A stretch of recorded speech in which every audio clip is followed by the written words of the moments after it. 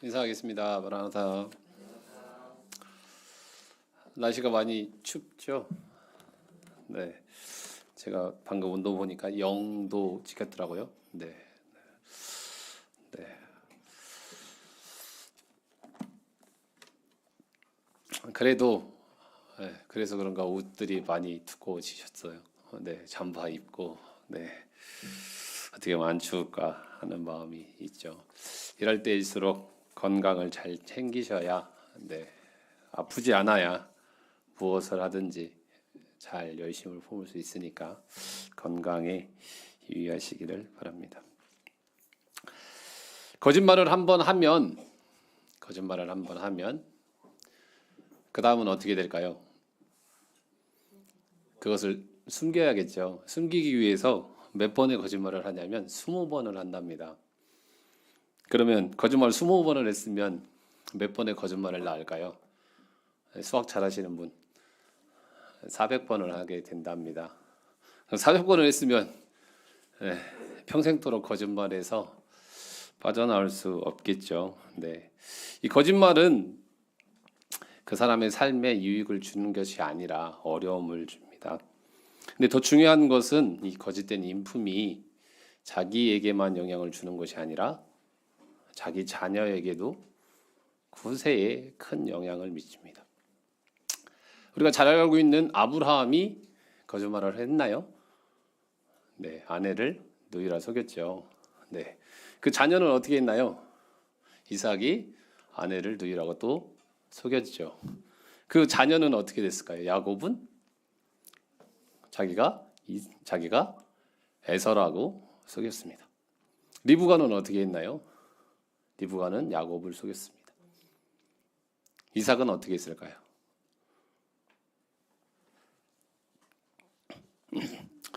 근데 이제 어떤 글귀에 이런 글이 나왔는데 계속해서 그러니까 이와 같이 좀 전에 말씀드린 것처럼 거짓말을 나면서 우리가 성경의 큰 인물들이지만 그 삶의 거짓말이 얼마나 안 좋은 영향을 끼쳤는가. 근데 그 가문에서 거짓말을 안 한 사람이 있습니다. 누군가요? 요셉이죠, 요셉. 요셉은 그 가문에서 종으로 팔려서 갔죠. 하지만 끝까지 하나님을 의지함으로 하나님께서 그를 세우셔서 이스라엘 민족을 구원하기까지 사용하신 모습을 보게 됩니다. 그 요셉의 삶 가운데서 보여주게 되는 것은 내가 그러한 자의 모습이 되면 그 삶을 통해서 이젠 다음 세대 우리는 더 귀한 것을 줄 수 있는데 쓰여줄 수 있다라는 글귀가 있어서 잠깐 단어 드렸습니다.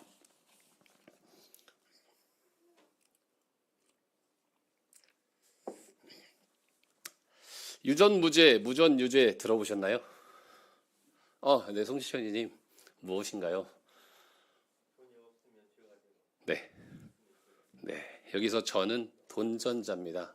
돈 있는 사람은 무죄, 돈 없는 사람은 유죄라고 세상에 한참 유행을 했었는데 새로운 말이 나왔습니다. 유권 무죄, 무권 유죄. 권세가 없으면 유죄, 권세가 있으면 무죄. 장용준이라고 장제원 국민의힘 아드님이시죠. 네, 그분이 무면허 운전을 했었는데 무면허 운전 중에 또 음주 측정을 거부하고 경찰을 폭행을 했어요. 네, 그랬는데 형이 확정이 됐는데 1년형이 나왔는데 왜 그러냐면 반성의 기미가 보인다.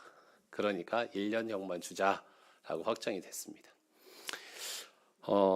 배달부 했는데 안전모 단속으로 경찰에 잡혔습니다. 그래서 도망가다가 경찰이 좀 다쳤어요. 그래서 그분한테는 1년 6개월 형이 확정이 됐습니다. 이유인즉슨 도망갈 도주 우려가 있다라고 해서 그분은 1년 6개월. 무면허에 음주운전 하신 분은 1년형을 확정을 받았습니다. 오석준 대법관이라고 해서 대법관 선고로 뽑히신 분이 있는데 그분의 판결에서 가장 유명한 판결이 하나 있습니다. 400원짜리 2번 훔친 버스 기사가 있었는데 그분이 횡령으로 해서 버스 기사를 해고를 당했습니다. 그래서 전전긍긍하다 지금도 직업을 잘 갖지 못하고 있다라고 합니다. 근데 그분이 한 판결 중에 500만 원의 뇌물을 준 교감 선생님이 있었는데 그분이 너무 형이 가혹하다 해서 해임한 건 취소하는 판결을 내렸다고 합니다. 성도님들 이 이야기를 들으시면서 우리는 세상을 살아가고 있는데 그러면서 이 판결이 어떻다고 느끼시나요? 우리가 살아가고 있는 사회는 공정한 사회다라고 생각하시나요? 아니면 뭔가 이상하다라는 마음을 갖고 계시나요? 저만 그런가요? 이 유전무죄, 무전유죄, 유권무죄, 유권무죄, 무권유죄, 그리고 또 한 가지 유검무죄, 무검유죄. 검찰에 힘이 있는 사람들은 무죄, 그리고 검찰 권력과 상관없는 사람은 유죄라고 해서 요즘 한참 유명하신 한동훈 검찰총장이 또 있죠. 제가 세상에 그런 것을 말하고 싶은 것이 아니라 우리는 이러한 것을 바라보면서 왜 공정하지 않을까라고 비판하게 되고 왜 그렇게밖에 될 수 없는가라는 생각을 합니다. 성경 속에도 이와 같이 좀 불합리한 결과, 불합리한 불공정한 이야기가 있어서 함께 나눠보려고 합니다. 마태복음 20장입니다.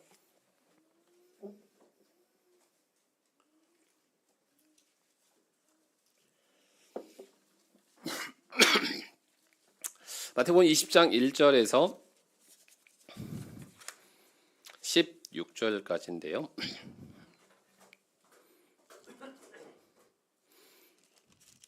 말씀이 다소 길지만 빠른 속도로 교독해서 한번 읽도록 하겠습니다. 20장 1절부터 제가 먼저 읽겠습니다. 천국은 마치 품꾼을 얻어 포도원에 들여보내려고 이른 아침에 나간 집주인과 같으니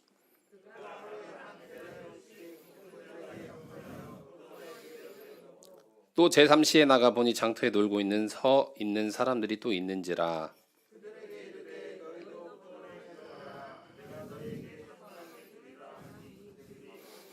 제6시와 제9시에 또 나가 그와 같이 하고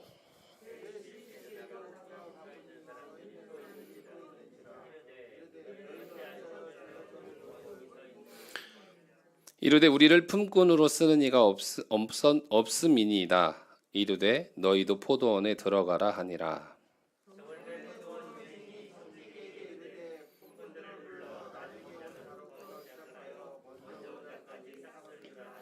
제11시에 온 자들이 와서 한 데나리온씩 받거늘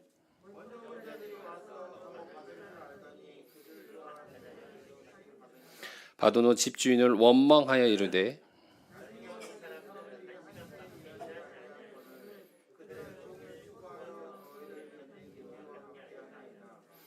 주인이 그 중에 한 사람에게 대답하여 이르되 친구여 내가 네가 잘못한 것이 없노라. 네가 나와 한 데나리온의 약속을 하지 아니하였느냐.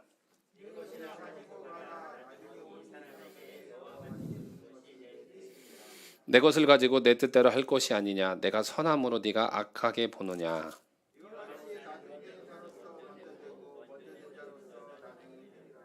네, 감사합니다. 여기 보시면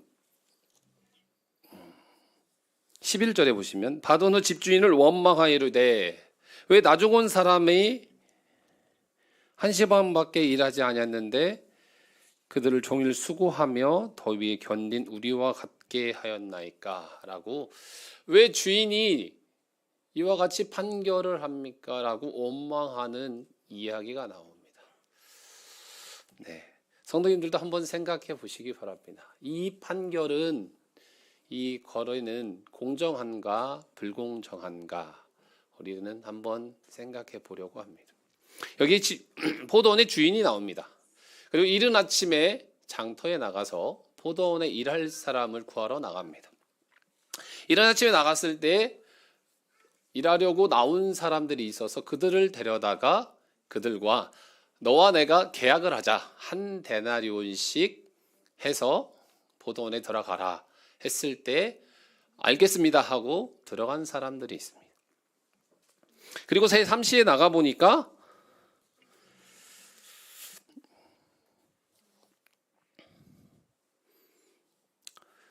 3절에 보시면 장터에 놀고 서 있는 사람들이 또 있는지라. 이들은 놀고 서 있었을까요? 네. 이들은 장터에서 일을 하려고 기다리고 있었는데 써주는 사람이 없어서 놀고 있다고 표현했지 써주는 사람이 없어서 있었던 것입니다. 그래서 그들에게도 들어가라. 근데 이들에게는 어떻게 계약을 하냐면 상당하게 주겠다라고 합니다. 그러니까 적절하게 주겠다, 상응하게 주겠다라고 해서 들어갑니다. 그리고 3시와 6시와 9시에도 또 가보니까 여전히 장터에 놀고 있는 사람들이 있으니까 그들에게도 가서 마찬가지로 포도원에 들어가라. 그러면 내가 상당하게 주겠다.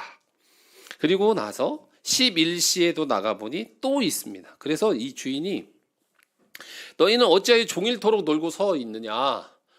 왜 그럴까요? 12시면 일이 끝나기 때문입니다. 네, 1시간밖에 남지 않았어요.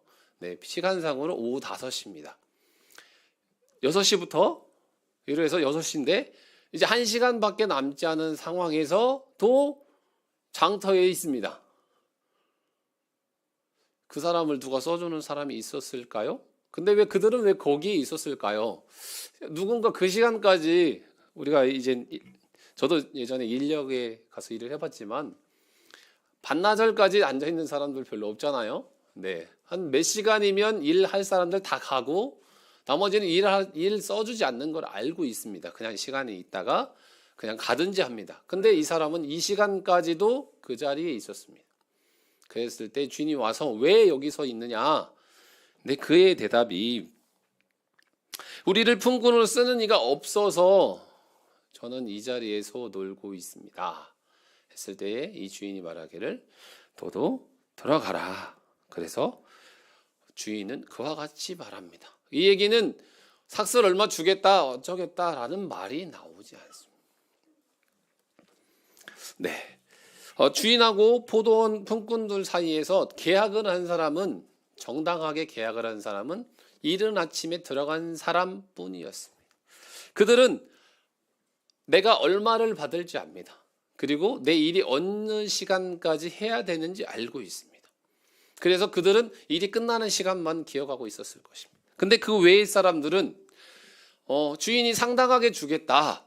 그리고 마지막에 들어간 사람은 자기에게 얼마의 돈을 줄지는 알지 않습니다. 근데 한 가지 확실한 것은 그 주인이 나를 써줬고 그 주인이 나에게 뭔가를 채용해 주었기 때문에 그에 가서는 값은 줄 것이다 라고 생각했습니다. 그 두 사람의 차이점은 뭐냐면 이른 아침에 간 사람은 내가 일한 대가를 받을 거라고 생각합니다. 근데 나머지 사람들은 주인이 얼마를 준다 할지라도 나를 써줬기 때문에 그걸로 써준 자체로 감사하고 처음에 일을 시작했을 것입니다. 주인이 시간이 다 돼서 주인이 시간이 다 해서 이제 그 삭슬 지불하려고 합니다. 그래서 주인은 먼저 온 사람이 아니라 나중에 온 사람부터 불러서 돈을 지불합니다. 네. 여기 11시에 온 사람, 1시간 일한 사람 어떻게 일했을까요? 정말 열심히 일했다 할지라도 가서 일해보면 알지만 적응하는 시간, 뭐 준비하는 시간, 1시간 중에 얼마나 일했을까? 한 30분이나 했을까요?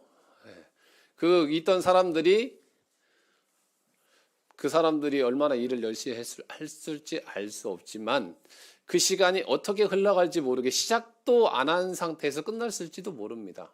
근데 이 주인은 그를 불러다가 한 데나리온을 지급합니다.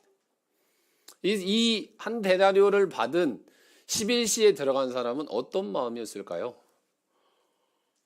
어떤 마음이었을까요? 이거 뭐지?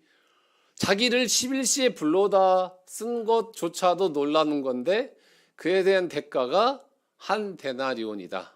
이 한 데나리온은 아주 쉽게 생각해서 하루 일당입니다. 요즘 하루 일당이 얼마나 되죠? 15만 원, 20만 원 가나요? 보통? 네. 15만 원 벌기 쉽나요? 유신이 형제? 아유, 얼굴에 쉽지 않아요. 네. 남의 돈 벌기가 쉽지 않습니다. 네. 그리고 요즘 사회는 그 잠깐 아주 1시간이든 얼마든 간에 아주 정확하게, 더 주는 것은 쉽지 않습니다. 아주 정확하게 계산을 해요. 그 한 데나리온이 그 가치를 생각하면서 참고로 볼 게, 그 갈릴리 해변에서 굶주린 무리들을 떡을 사는데 필요했던 돈이 얼마였죠? 200데나리온이었습니다. 그 갈릴리 해변에서 5천 명을 먹이신 사건에서 200데나리온인데 그게 8개월 급여 정도 된다고 합니다. 8개월. 그리고 값비싼 향유를 부은 여인 300데나리온이죠. 그게 얼마 정도 될까요? 1년치 봉급 정도? 1년치 봉급 이상 정도 되는 정도인데, 그건 참고로 보시고, 1시간이라고 한 데나리온을 받았다. 이 사람의 마음은 어떤 상태였을까요? 근데 성경은 그 사람에 주목하지 않고 그 다음으로 갑니다. 그렇게 시작해서 9시, 6시, 3시, 이른 아침에 온 사람까지 해서 지급을 합니다. 근데 9시에 받는 사람을 보니까 얼마를 주죠? 한 데나리온을 줍니다. 이 사람은 어떤 마음이었을까요? 감사했을까요? 6시에 받은 사람은 얼마 받았죠? 한 데나리온을 받습니다. 그럼 이 사람은 어떤 마음이었을까요? 3시에 간 사람은 어떤 마음이었을까요? 그리고 이른 아침에 간 사람은 어떤 마음이었을까요? 그 한 사람 한 사람 돈을 받는 모습을 보면서 이른 아침에 11시에 간 사람의 모습을 보면서 이른 아침에 하루 종일 일한 수고의 대가를 기다리는 그 사람 마음 가운데는 어떤 마음이 들었을까요? 그 사람의 마음은 여기에 나와 있습니다.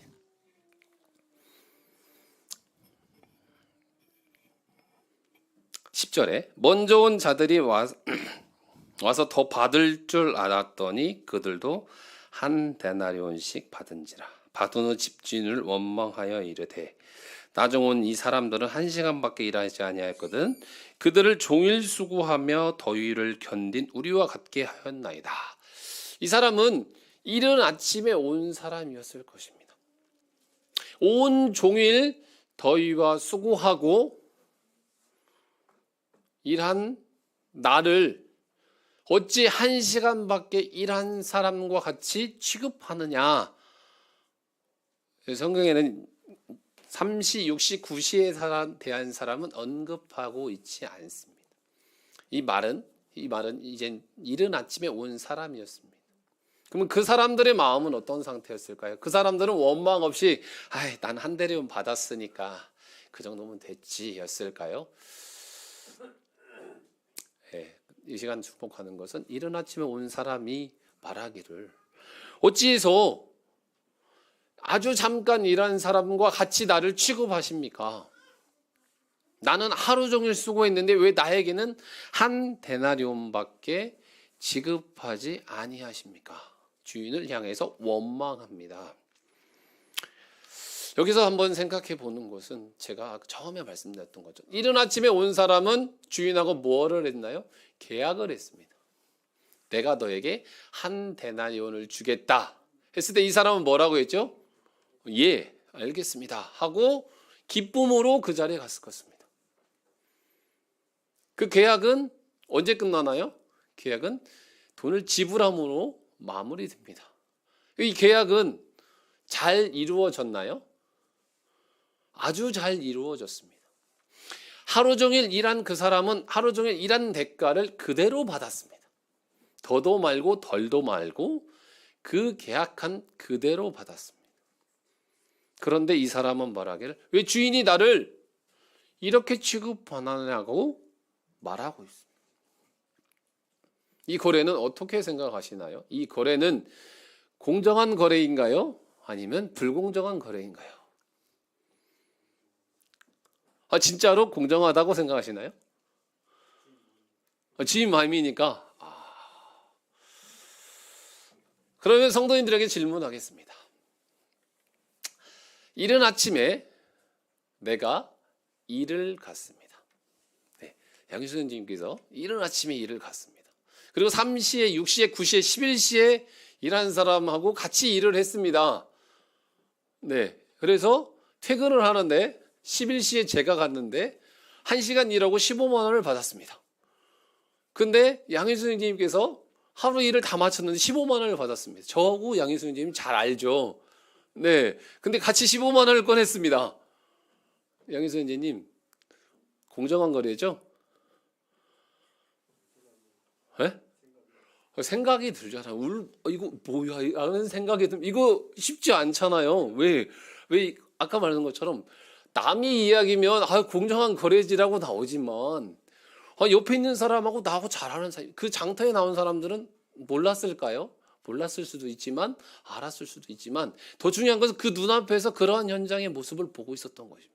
그리고 1시간밖에 일하지 않은 사람도 15만 원을 받았고 12시간 일하는 사람도 15만 원을 받았습니다.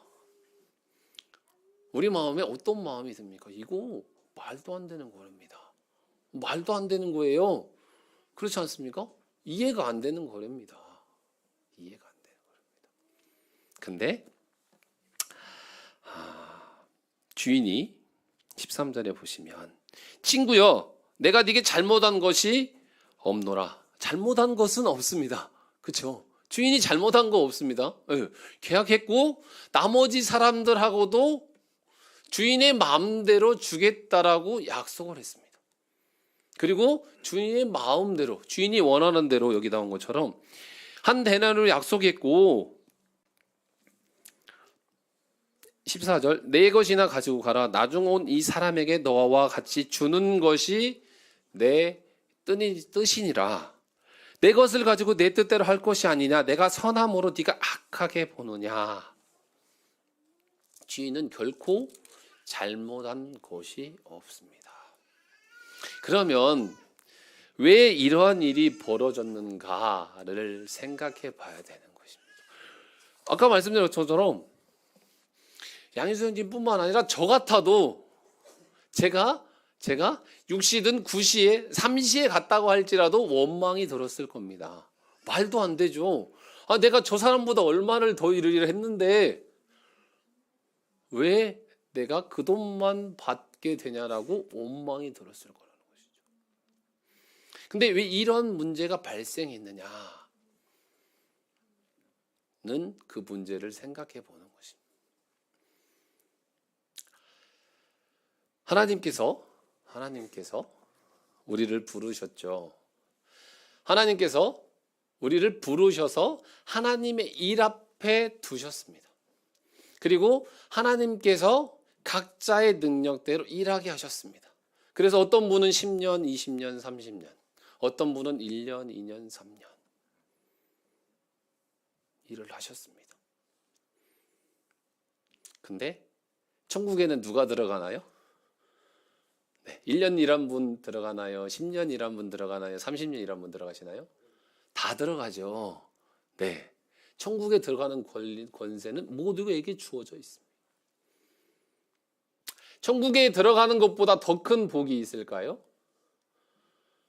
네, 우리가 가장 많이 고백하는 것, 하나님을 기쁘시게 하나님만을 위하여 사는 삶보다 더 기쁜 것이 없다라고 우리는 고백합니다. 이 품꾼들도 마찬가지로 이른 아침에 3시, 6시, 9시, 11시에 받은 사람들은 누가 불렀나요? 주인이 불렀습니다. 그들의 목적은 주인과의 관계에서 주인에게만 주목하면 됐던 것입니다. 주인하고 계약했고 주인이 불렀고 그러면 주인과의 관계에서만 그 일에만 열심히 했으면 됩니다. 근데 거기에 누가 들어왔나요? 내가, 옆에 사람이. 주인의 관계만으로 이루어진 이 관계를 내 시선이 이른 아침에 온 사람의 시선에 누가 들어왔나요? 11시에 와서 일한 사람이 끼어들어 버렸습니다. 계약은 주인하고 했는데 이 사람의 생각에 11시에 받은 사람이 눈에 보이는 것입니다. 왜 저 사람하고 비교하나요? 중요한 것은 주인과의 관계인데 이 관계를 깬 것이 뭔가요? 그 기준의 중점이 나에게서 발생한 것입니다. 어떻게 하면 왜 저 사람하고 비교하기 시작함으로 인해서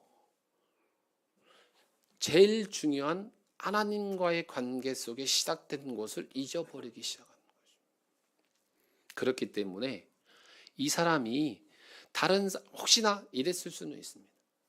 주인이 몰래 11시에 온 사람만 먼저 데려다가 봉투로 15만 원 주고 보내고 9시에 온 사람 따로 보내고 따로 보냈다면 이른 아침에 온 사람은 어떤 마음으로 집에 갔을까요? 아유 오늘 15만 원 벌었네. 아유 기쁘게 집에 갔겠죠. 근데 내 눈에 11시에 일한 사람이 15만 원 받는 한 데나리온 받는 모습을 보고 나니까 이 속에서 부글부글 끓기 시작한 거죠. 하나님의 일에 있어서도 마찬가지입니다. 우리는 가장 중요한 것을 놓칠 때가 많습니다. 하나님이 누구를 부르셨나요? 하나님께서 하나님의 일에 나를 부르셨는데 어느 순간에 저 성도는 저 사람은 왜 저 사람은 이렇게 그 기준에 누가 끼어드는 거예요? 다른 대상이 끼어들기 시작하면서 하나님이 부르셨는데 하나님이 아닌 내 기준에서 바라보기 시작한 것부터 문제가 발생합니다. 판단은 하나님께서 하십니다. 판단은 주인이 하십니다. 주인이 주인 마음대로 해도 결코 불공정하지 않습니다. 근데 그 기준이 나에게 옴으로 인해서 그 순간에 이제 모든 문제의 원인이 생기기 시작합니다. 왜? 내가 저 사람보다 일을 똑바로 못했나? 왜? 저 사람만 좋아하나? 그러면 내가 굳이 이른 아침에 오지 말고 11시에 올 걸. 이렇게 많은 원인들이 있습니다. 우리를 부르신 분은 하나님이십니다. 그 기준이 흔들리면 모든 것이 어려움이 됩니다. 마태복음 11장 28절 말씀 찾아보겠습니다. 마태복음 11장 28절.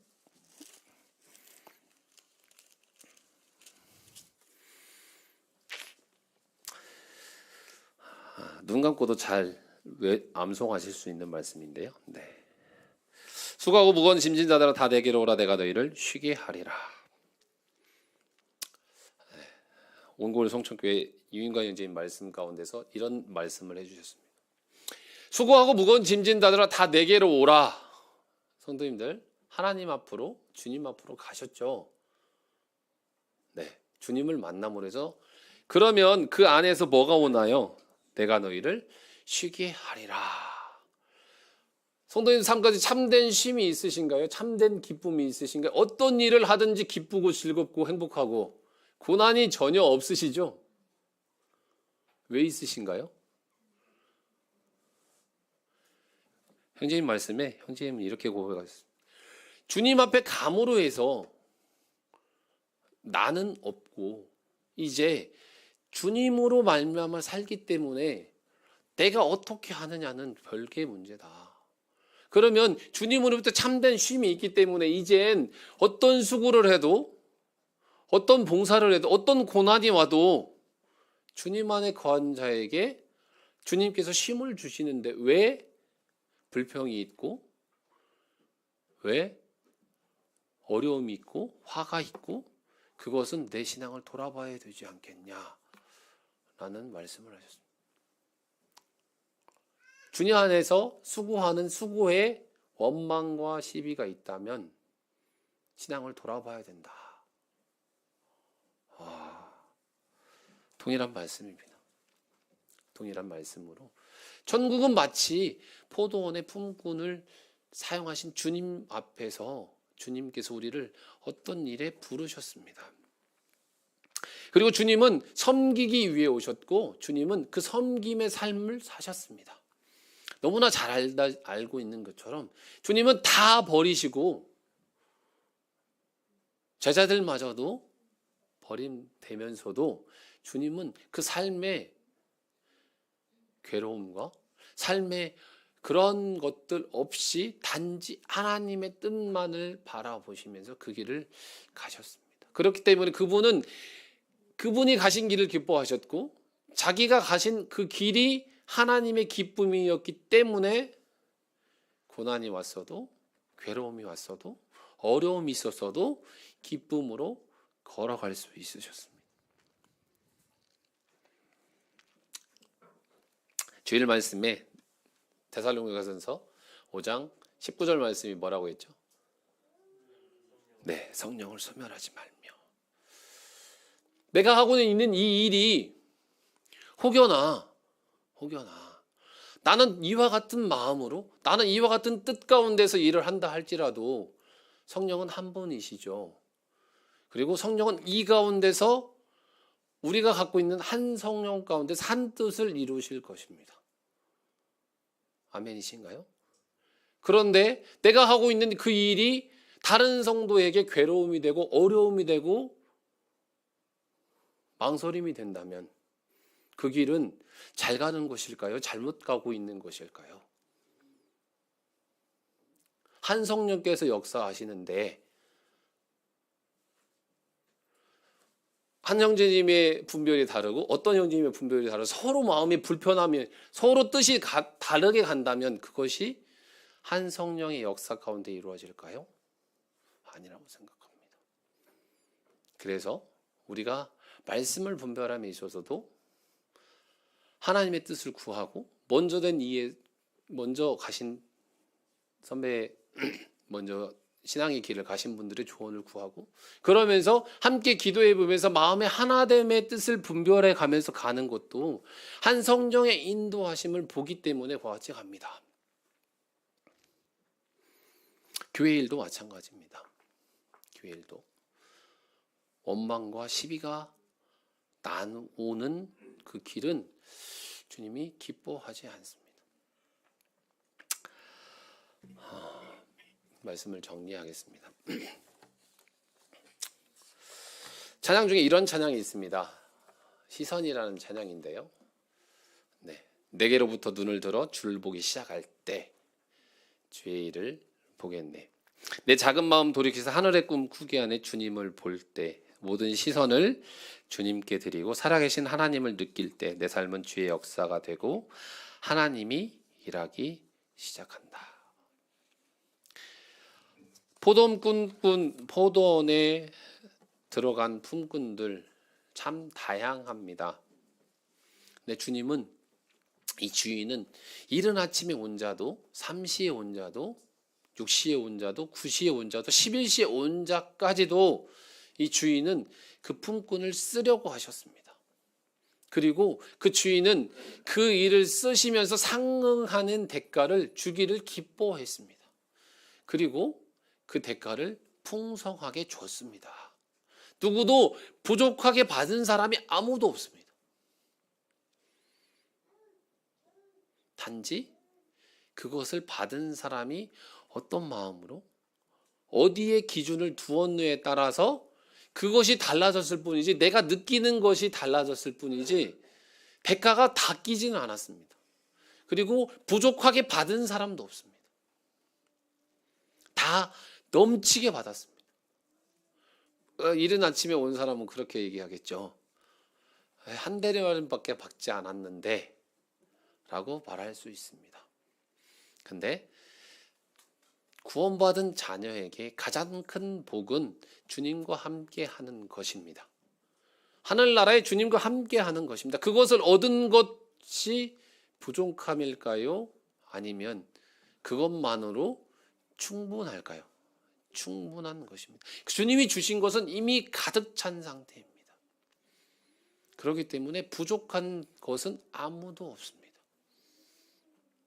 그것을 어떻게 느끼느냐에 따라서 어디에 기준을 갖고 있느냐에 따라서 내가 받는 것이 달라졌을 뿐이지, 내가 느끼는 것이 달라졌을 뿐이지 받은 것이 부족하지는 않다는 것입니다. 사회는 공평을 요구합니다. 평등을 요구합니다. 평등한 사회, 공정한 사회. 아까 말씀드렸지만 유전무죄, 유검무죄, 유권무죄.